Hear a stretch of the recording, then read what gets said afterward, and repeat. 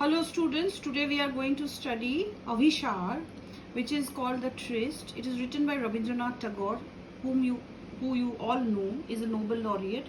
The strange part is that he was the first non-European Nobel laureate, and he got it for literature, for his collection of poems called the Gitanjali. Now this poem is a story poem. It is narrated like a story, and it is based on Buddhist literature of Nepal. Here the protagonist is a dancer and Upagupta. Upagupta was a Buddhist monk. He was a favorite of Emperor Ashoka. It is said that he helped Ashoka overcome his vices. So Upagupta stands for Buddhist values of social and of equality of living beings, irrespective of their social and economic status. This poem is based on Vasavadatta, a dancer who meets Upagupta by chance and is enchanted by his calmness. Vasavadatta is a dancer, so she is used to, admiring gazes of men. Here she experiences a man who is so young, so handsome, yet so calm, peaceful, and he refuses to accept her invitation. As we read the poem, you will find out more about it. Let us start the poem. Upagupta, the disciple of Buddha, lay asleep in the dust by the city wall of Mathura. Lamps were all out, doors were all shut, and stars were all hidden by the murky sky of August, whose feet were those tinkling with anklets touching his breast. Of a sudden, he woke up startled, and the light from a woman's lamp fell on his forgiving eyes. So here we see Upagupta is the disciple of Buddha, and he was sleeping on a roadside by the city wall of Mathura. And it was night time, lamps were all out, and it was August, monsoon time. So the sky was dark and murky. Okay, doors were all shut because the citizens had all retired for the night. And there was no moon or stars, nothing. So it was all dark. Suddenly, there was a tinkling sound of anklets, okay, and a feet touched his breast. He woke up startled. He realized that it was a woman because from the light of the woman's lamp he could see her, and the woman's gaze also fell on his eyes, which seemed so forgiving and calm. Okay, it was Vasavadatta, the dancing girl, starred with jewels, clouded with a pale blue mantle, drunk with the wine of her youth. She lowered her lamp and saw the young face, austerely beautiful. "Forgive me, young ascetic," said the woman. "Graciously come to my house. The dusty earth is not a bed fit for you." The young ascetic answered, "Woman, go on your way. When the time is right, I will come to you." Vasavadatta was a dancer of the city. She was naturally jewel clad, and she was going for some maybe romantic meeting, or she was returning to her house. That is not very clear over here. She was wearing a pale blue robe, and she was dressed with all jewels and shining and clinking, and she was drunk with the wine of her youth. Means she was young and youthful, cheerful. She was. It was as if she was very proud of her youthfulness and beauty. She lowered the lamp. She was very surprised to see somebody lying on the ground. And suddenly she saw this young face. Austerely beautiful means monks have a very austere life. That means a very difficult life. They don't have luxury in their life. They have to slog for their living. Yet his face was immensely calm and beautiful. It was almost radiant with a glow. She quickly stepped aside, and automatically she asked for forgiveness. She was embarrassed. She said, "Young ascetic, this is not the place for you. You deserve a bed. Please come to my place."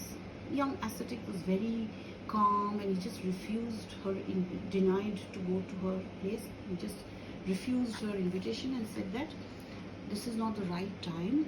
Whenever the time is right, I will come for you. And he just moved away his face, and he slept, continued with what he was doing. Suddenly, the black night showed its teeth in a flash of lightning. Now the poet uses imagery of the lightning flashing against the dark sky. It was as if it was a premonition of something bad that is going to happen to Vasavadatta. The storm growled from the corner of the sky and the woman trembled in fear. So the woman, sudden lightning and thunder, you get scared. Sometimes we also get scared when we see lightning and thunder. So it was scary for Vasavadatta. Here we have to read that this change of scenario is a indication of that something bad is going to happen to the woman.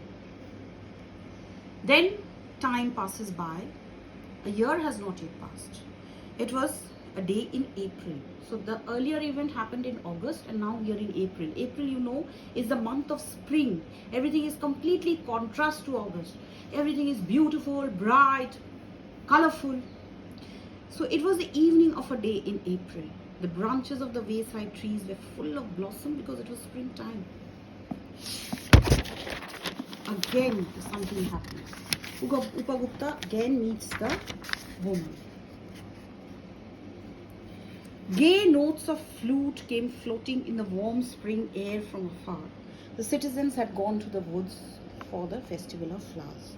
So the scenario now, that time it was night time, monsoon. Now it is springtime and there is music all around and the citizens have gone to the woods to enjoy the festival of spring. From the mid-sky gazed the full moon on the shadows of the silent town. This time also the town was silent. Okay, but it was a full moon night and there was light. The young ascetic was walking in the lonely street. Now you see, Upagupta is not lying down. He is walking the streets.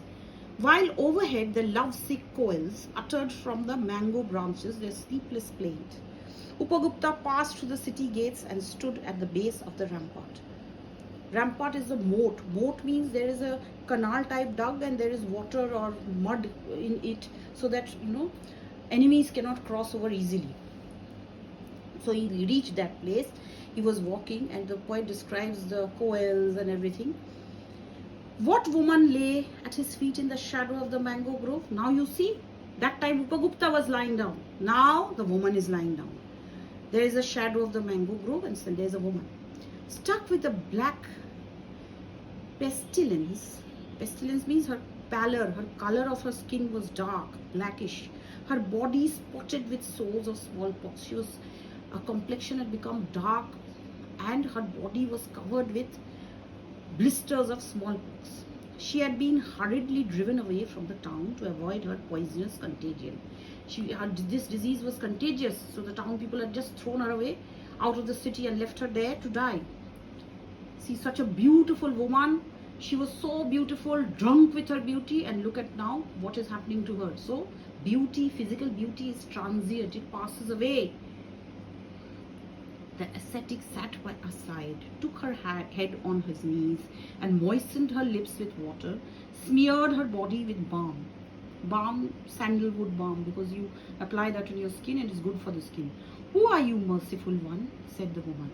The time at last has come to visit you, and I am here, Vasavadatta, replied the young ascetic. See, now is the right time for me to visit you, because that time you did not need my services. Now I am here as a monk. My duty is to look after the sick, the underprivileged, the disabled.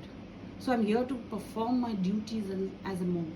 So now you need my care, my attention, my services. That's why I have come here. So he is not even perturbed by her sickness, by the contagious diseases. He doesn't care. So he is giving selfless service to her now that she needs him. This is the poem. Now we will discuss the theme of the poem, which is very easy. There is nothing complicated in it. We will discuss the theme in the next video. Please do like, share and subscribe. If you like the video, please leave a comment down. If you want any changes, you can also suggest. Thank you so much.